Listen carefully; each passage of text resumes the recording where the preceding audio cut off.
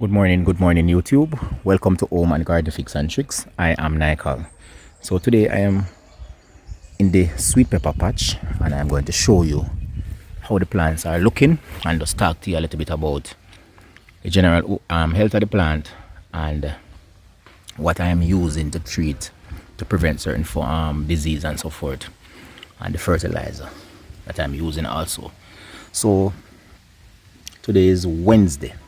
Monday I would have gone and prune the lower branches like the suckers from this section and the plants, because these are what we call side shoots or lateral shoots that they are not going to produce any huge fruit. The largest fruits are going to be produced from the main vine from here.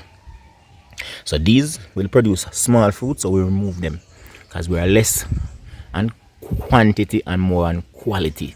So we want quality fruits and less quantity fruits.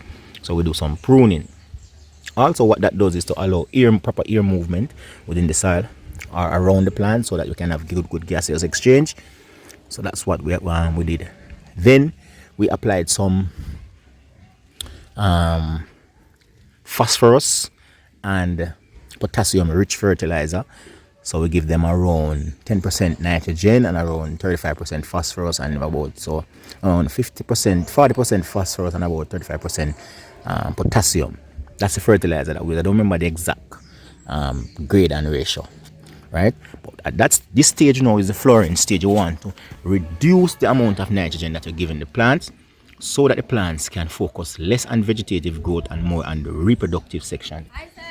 Which is good morning, how you do? Which is producing fruits. Additionally, we also give them some boron rich fertilizer. It's a special blend from Fertilizer, right? It has a lot of boron, a lot of zinc, iron, magnesium, small amount of nitrogen, and that one we administered. So I was saying, guys, because my phone storage finished and the phone stopped recording. So I was saying that at this stage you want to give the plant a fertilizer that is rich in boron, specifically as a micronutrients, and iron, zinc, because that is what's going to help with the flowering and with the fruit set and the fruit development ultimately. Also, you want to feed a lot of phosphorus, high phosphorus at this stage, because phosphorus and calcium also, because just like bones, the tissues of the fruits, the cell walls and so forth are made of calcium.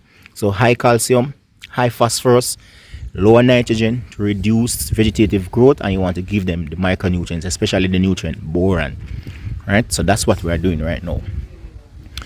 We also agitate the soil, meaning we use a machete and we dig up the soil. That will allow gaseous exchange within the soil environment, because we got some rain and the soil was compacted, as you can see, like right here.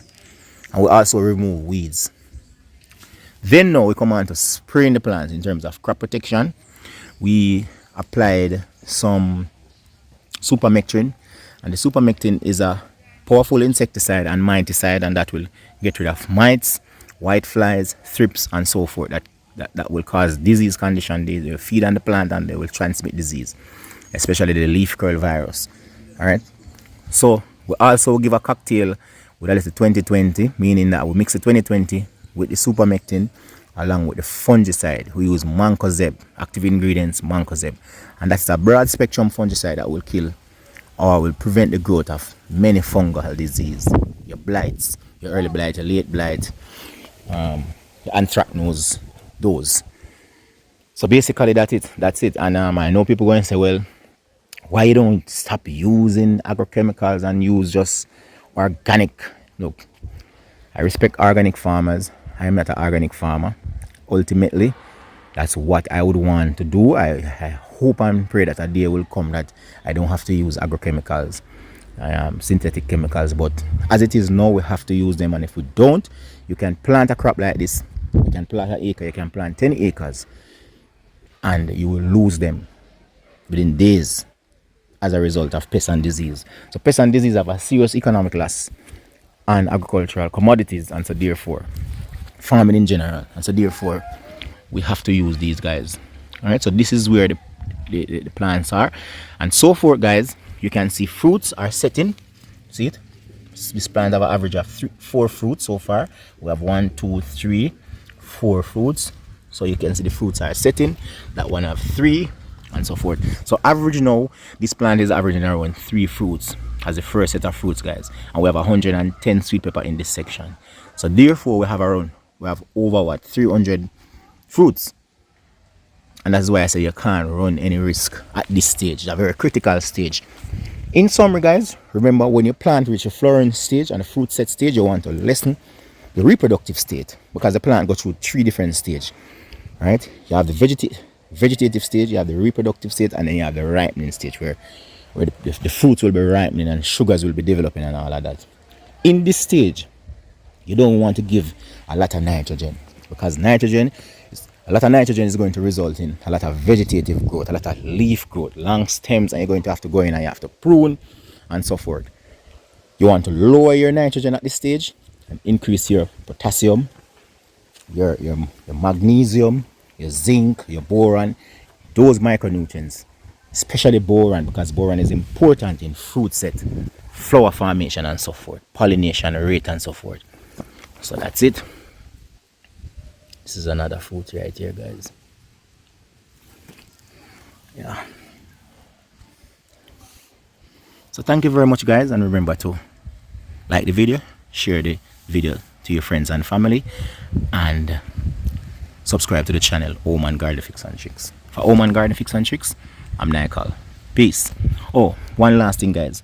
Before I go now, I have to go and stake these plants. Usually we have to have some form of crop support, because these stems are fragile, and so therefore once you have heavy winds and the wind blow and the fruits are heavy too, they will break. So we have to have some form of crop support. You could use trellis, where you use a series of strings to support the plant. I am looking at that as an option, but right now the easiest thing for me to do is to actually stake them. So I'm going to cut some sticks, put it beside the plant, and then anchor the plant to it, and that will keep the plant firm.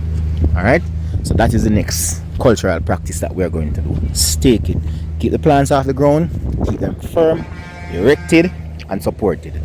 Thank you very much, and may God bless you.